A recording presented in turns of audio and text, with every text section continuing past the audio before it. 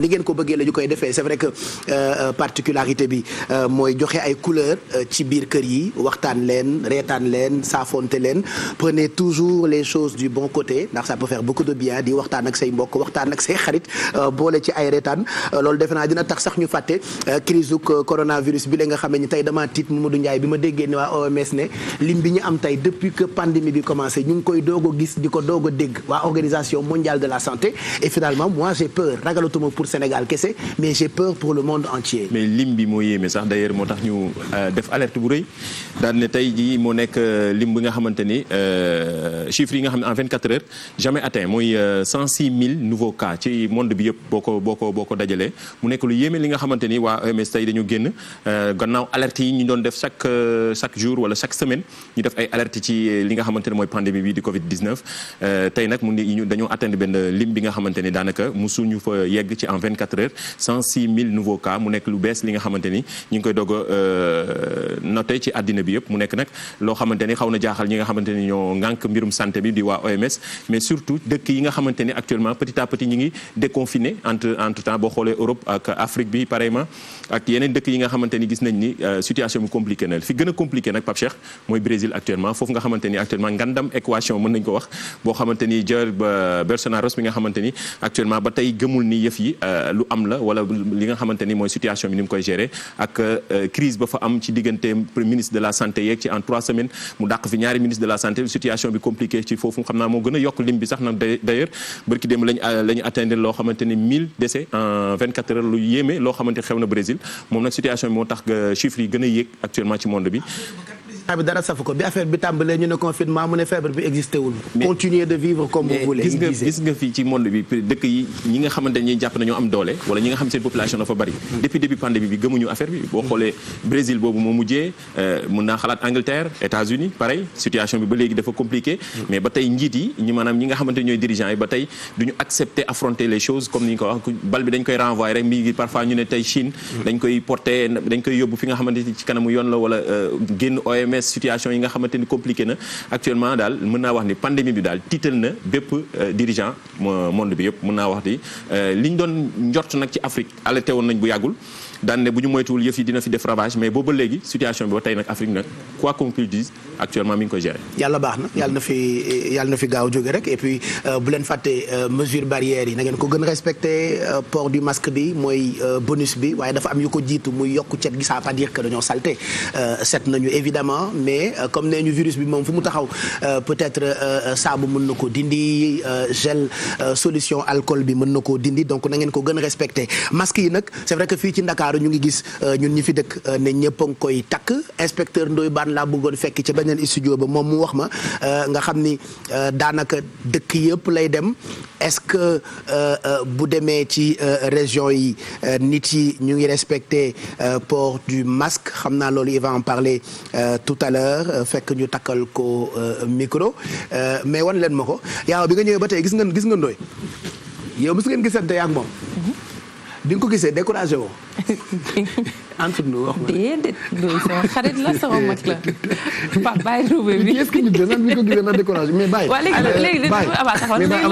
a découragé noonu bàyyi avant ñu dem ci Ndoye bi ñu dugg see ñun ci plateau bi avant ñu ñëw ci plateau bi man ak Amina ak Yaa Awa dañoo réunion lan ngeen wax dañoo ne ci biti baaxuleen waxtaan ni bi yëfi xewee ba tey de façon baaxuleen ñun egsee gunu waaw kon bu ñu yegsee te ñun dañoo yegsee en bonne santé en très bonne santé li ñu ñëwee ci QG bi waaw ñun daal toog nañ ba waxtaan ñu snap nañ woo suñuy mbokk ngeen on est en bonne santé mais ëllëg a tax ñëw nañu ëllëg a tax daal ëllëg a tax pour mu leer mais naka ngeen di protéger woo ci affaire bi c'est vrai que dafa compliqué parce que ñun tàmmuñu ay mesures barrières takk masque tout le temps day nëbbu maquillage loxo donc koy laal tout le temps sa kanam est-ce que yomb na pour nga yaa ngi gérer bu baax coronavirus bi non yombul parce que loo xam ne xamoo ko woon bu duggee ci yow noo def mu xaw a metti mais yaakaar naa bu fekkee ne gëm nga ko ba pare boole kook bëgg a dund ba ci kanam di nga ko gérer par force. Dëgg la de. waaw man ñemewuma non seulement dama bëgg sama doom yi bëgg a nekk ak ñoom ba ci kanam ba tax na man chaque jour damay wax nit ñi ne leen nañ jëfee consignes yi man su may génn sama génn bariwul mais su may génn dinaa takk masque non seulement kenn dootu la xàmmee. c'est vrai ah. waaw corona bi tax na yow mi nga xam ne nee nga star nga di génn télé boo génnee koo nuyu sax danaan yow akan waaw mi ngi mel ne naar bu mël fa wër mais quand même ça va quoi di ñaan yàlla rek suñu borom génne ko fi te ñuy utiliser li nga xamante ne mooy masque yi ak gel yi tamit ñu xam ne Pape Cheikh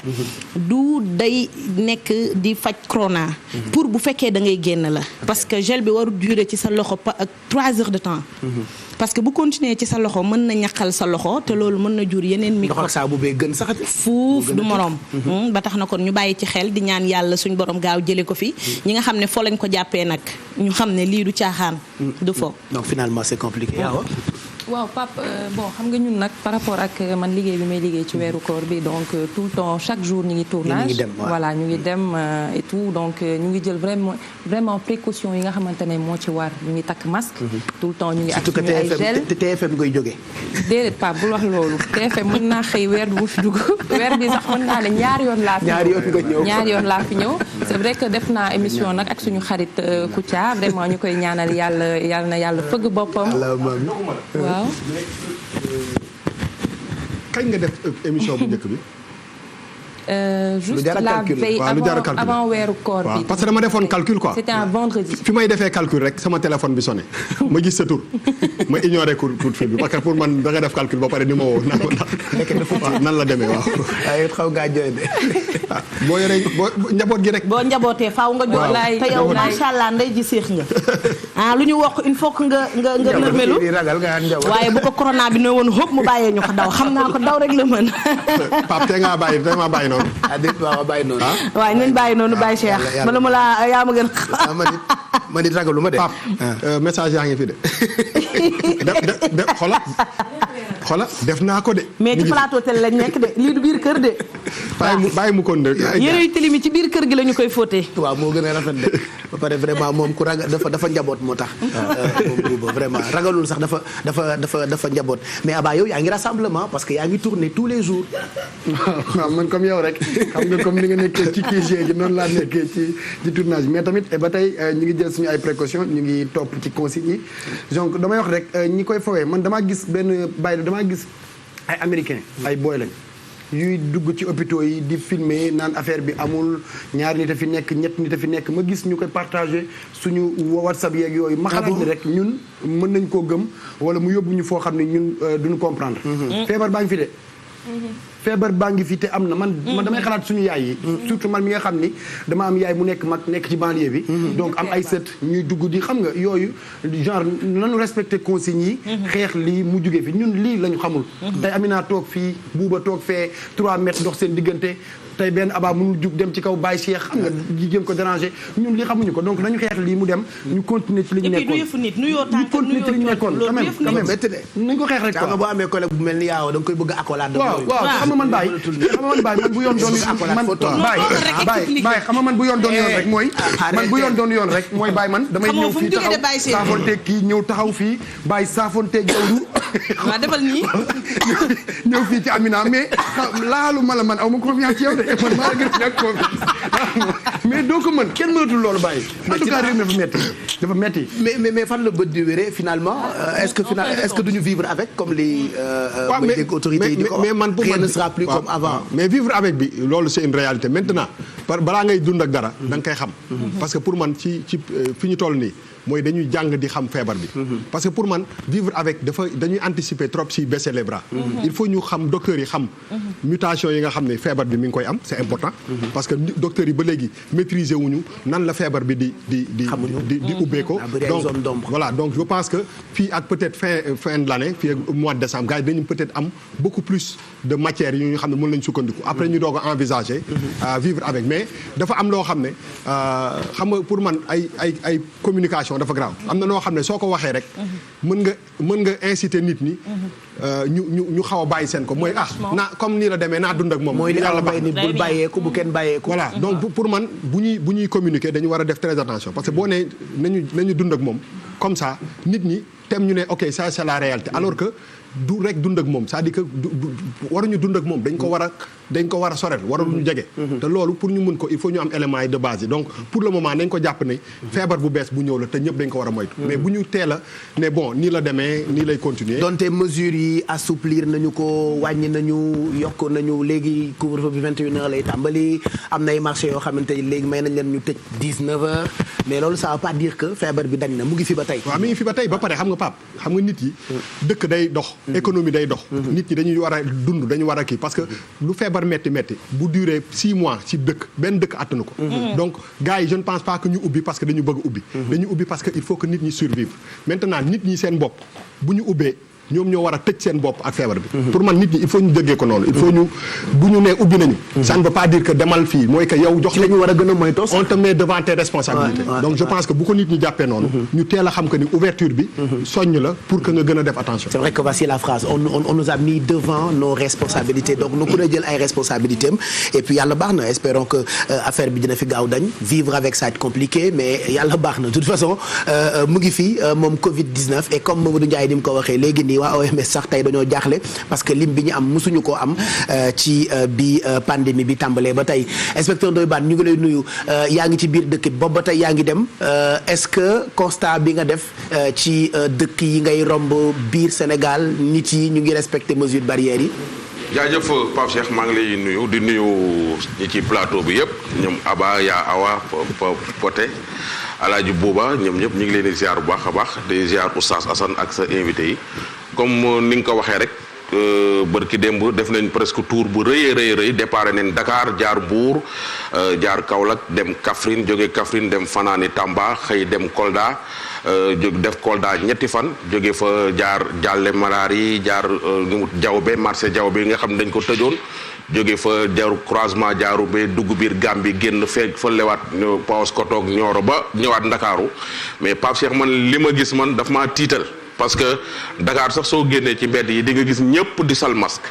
ñëpp da nga leen di gis ñu sol masque xam nga dañ koy sol pour daw feebar bi wala dañ koy sol pour bañ ko leen jàpp xam nga loolu dafa am di nga oto yi ñuy dawal nit ñi dañuy dagg assurance pour bañ policier bi jàpp leen wala dañuy dagg assurance parce que dañoo war a dagg assurance kon gars yi dañuy takk masque pour bañ policier bi jàpp gars yi jàpp leen amande leen ou bien dañuy sol masque yi pour moytu feebar bi mais li ma gis dans les régions ci surtout ci village yi Pape Cheikh man tiital na ma parce que nit ñi am na ñi ngay dajeel dañuy yor masque def ko seen poche jigéen ñi yor masque def ko seen saak am ñoo xam ne sa yorul sax faf masque bi ñii gëm nañu feebar bi ñii gëmuñu feebar bi Dakar daal soo fi ñëwee di nga gis ni nit ñi ñu ci ëpp gëm nañ ni feebar baa ngi fii ba ñi ngi xaw a moytu mais li ci fekk waa Ndakaaru fekk ci ñi nga xam ne ñoom ñoo ji ñi ci région yi surtout soo demee nga xam ne moom moo di ville yi soo seetloo ñi nga xam ne ñooy autorités yi nga xam ne dañoo nekk ci yenn dëkk yi suñu indee ay masque ak ay gel dañ koy indi ci commune bi ci dëkk bu mag bi mais dama defe ñi koy séddale dañuy fàtte ñi ci village yi te xamuñu ni ñi ci village yi dañuy xëy suba ñëw ci commune bi ndugg marché delluwaat donc su feebar bi nekkee ci biir commune bi tout le temps na nga xaar ne ki jóge village mën na koo ñëw jëlee ko ci commune bi yóbbu ko seen village moo tax maa ngi koy wax léegi Oustaz Assane ak Aba bërki démb mani autorisation yi nar a joxe pour korité gi bi ma demee ba ñëw loolu laa njëkk a wax ci rajo bi ci Aba mi ngi woon toog ma ne autorisation yi nar a joxe pour korité gi suñ ko joxee ci korité gi Sénégal ñëpp dinañ jël feebar bi gars yi ni ma laaj ma. bu ko joxee délivrance bi dakkal nañu ko à partir de tey bi 21h jotee. voilà Aba mi ngi ma koy wax naan ma yow xanaa gars yi dañoo dégg li nga wax. parce que tey jii soo fekkee da nga jóge fii dem seen village mën ngaa yóbbaale feebar bi wala sooy ñibbi li nga indaale ko. Sénégal ni ñuy jullee korité foo toog mën ngaa korité su fekkee sa yaay dafa nekk dëkk ba lijjanti li ngay lijjanti yónnee ko te toog fii julli loolu xam naa ni oustaz dina ci ñëw xool ba xam nit mën naa toog biir këram julli itam wala loolu mën na nekk wala mënu nekk mais daal li nga xam ne moom laa gis sur le terrain Dakar ba croisement Diaroumbe Dakar ba Kolda Dakar ba Tambacounda li ma gis man dalul sama xel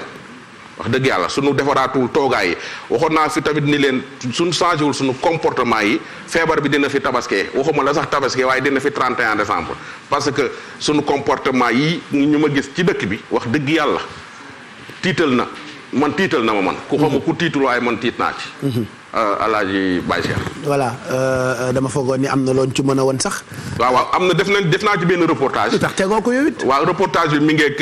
Apulaay su fekkee pare na mën nga ko jox askan wi ñu xool ba xam à l'intérieur du pays respecté nañu takk masque yi wala takk respecté wuñ ko xoolal.